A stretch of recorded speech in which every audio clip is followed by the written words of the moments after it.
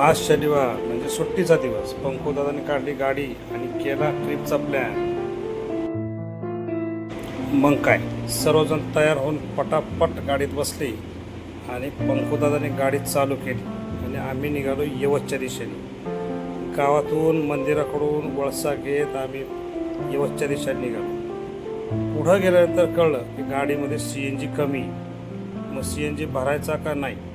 मग प्रचंड बहुमताने असा निर्णय घेण्यात आला की गाडी CNG भरावं लागेल. मग पंकुदादाने गाडी CNG पंपाच्या दिशेने वळवायचं ठरवलं आणि पांडगावपासून उजवीकडे वळून आम्ही रॉंग साईडने पंकुदादाने आम्हाला CNG पंपापर्यंत नेऊन पोचवलं. CNG पंपावर नेहमीप्रमाणेच गाड्यांच्या रांगाच रांगा लागलेल्या होत्या. ती गोष्ट आमच्यासाठी काही नवीन नव्हती. त्याही रांगेत आम्ही सहभागी झालो आणि आमचा नंबर येण्याची वाट पाहू लागलो. थोडा वेळ गेल्यानंतर आमचाही नंबर आला आणि CNG भरून आम्ही पुढील प्रवास चालू केला. पुणे सोलापूर हायवेने आम्ही बुलेश्वरच्या दिशेने निघालो.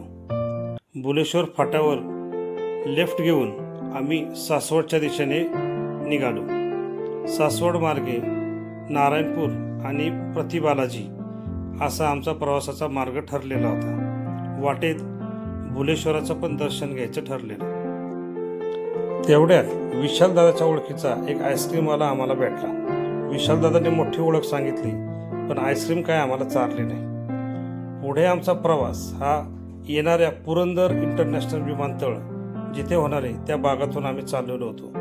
कदाचित ही गावं पुन्हा या नकाशावर दिसणार नाहीत. इथे एखादं विमानतळ असणार आहे. सासवडहून पुढे गेल्यानंतर आम्हाला छत्रपती संभाजी महाराजांचा जिथे जन्म झाला त्या पुरंदर किल्ल्याचं दर्शन झालं आणि ते म्हणजे मी कॅमेऱ्यात कॅप्चर केलं.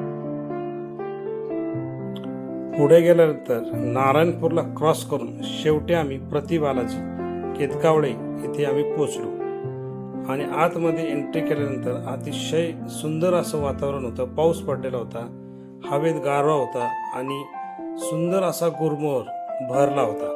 त्या वातावरणात आम्ही प्रतिबालाजीच्या क्षेत्रात एंट्री केली.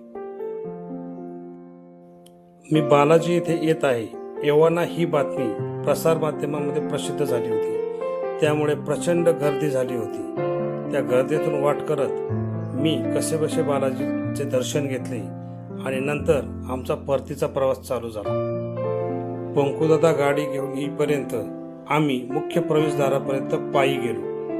सुंदर असं वातावरण होतं. पाऊस पडलेला होता, वातावरणात गारवा होता. मंदिर परिसर अतिशय स्वच्छ आणि सुंदर ठेवलेला होता. त्यामुळे तिथून आम्ही पायी जायला काहीच वाटलेलं नाही. पंकुदादा गाडी घेऊन आला आणि आमचा नारायणपूरच्या दिशेने प्रवास चालू झाला. मुख्य प्रवेशद्वारातून आम्ही बाहेर पडलो आणि नारायणपूरच्या दिशेने रवाना झालो.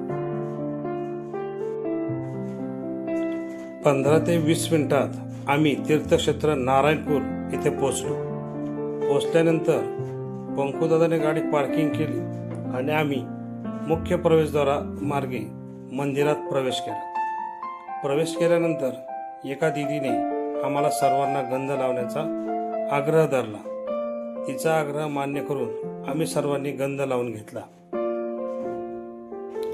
आणि नंतर मंदिरात प्रवेश केला. मंदिरात फारशी गर्दी नसल्यामुळे आमचं दर्शन पटकन झालं. एकमुखी दत्त म्हणून नारायणपूर प्रसिद्ध आहे. मंदिराच्या बाहेर पडल्यानंतर समूदीदीचा आग्रह असतो आम्ही आईस गोळा खाण्याचे ठरवले. 100 सुवर्ण मुद्रा देऊन 5 आईस गोळे आम्ही विकत घेतले आणि तापलेल्या वातावरणात आईस गोळा खाण्याचा भरपूर असा आनंद आम्ही घेतला. आईस गोळा खाऊन झाल्यानंतर आम्ही सासवडच्या दिशेने निघालो. सासवडला पोचल्यानंतर प्रत्येकालाच कडकडून भूक लागलेली होती. मग काय, आम्ही गेलो अस्मिता वडीवाले या प्रसिद्ध अशा दुकानामध्ये आम्ही गेलो. येथील प्रसिद्ध अशा अस्मिता वडापाव आणि अस्मिता भेळ याच्यावर आम्ही येथेच असा ताव मारला आणि ताव मारल्यानंतर पुढचा प्रवास बुलेश्वर मंदिराकडे आम्ही चालू केला. बुलेश्वरचा घाट चढून आम्ही मुख्य अशा मंदिरापर्यंत पोचलो. भुलेश्वर मंदिर हे पांडवकालीन आणि अतिशय प्राचीन असं शंकराचं मंदिर आहे. हे मंदिर खूप पाहण्याजोगं आहे. मुख्य मंदिरामध्ये आपण जसजसा प्रवेश करतो तेव्हा आपल्याला पांडवकालीन कलाकृतीची प्रचिती येते. हे मंदिर अतिशय उंचीवर असल्यामुळे तुम्हाला खालचा यवत आणि पुणे सोलापूर हायवेचा परिसर हा स्पष्टपणे दिसतो. ते चित्र अतिशय मनोहारी आणि सुंदर असं दिसतं. मुख्य प्रवेशद्वाराद्वारे आम्ही मंदिरामध्ये प्रवेश केला. प्रवेश केल्यानंतर आतमध्ये अजून एक गाभारा होता आणि त्याद्वारे आम्ही मुख्य गाभाऱ्यात प्रवेश केला. आतमध्ये प्रवेश केल्यानंतर पांडवकालीन कलाकृतीची आपल्याला प्रचिती येते. अतिशय सुंदर अशी कलाकृती आहे. एकदा जरूर आपण व्हिजिट करावं असं हे मंदिर आहे. आज गर्दी कमीच होती, त्यामुळे आम्ही लवकर मुख्य गाभाऱ्यापर्यंत पोहोचलो आणि भुलेश्वराचं दर्शन घेतलं. दर्शन करून बाहेर पडलो तर आम्हाला एक हवेत धुकं दिसलं, परंतु ते धुकं नसून कुणीतरी कचरा जाळलेला होता. नंतर आम्ही खाली उतरलो आणि मनसोक्त फोटोग्राफी केली. तिथे एक मांजर लायन किंगच्या पोजमध्ये बसलेली होती. तिला मी माझ्या कॅमेऱ्यात नंतर भरपूर असं फोटोशूट झालं. प्रत्येकाने आपापले फोटो काढले वेगवेगळ्या पोजमध्ये. विशालदादा काहीतरी आम्हाला दाखवत होता, त्याचा मी एक फोटो कॅप्चर केला.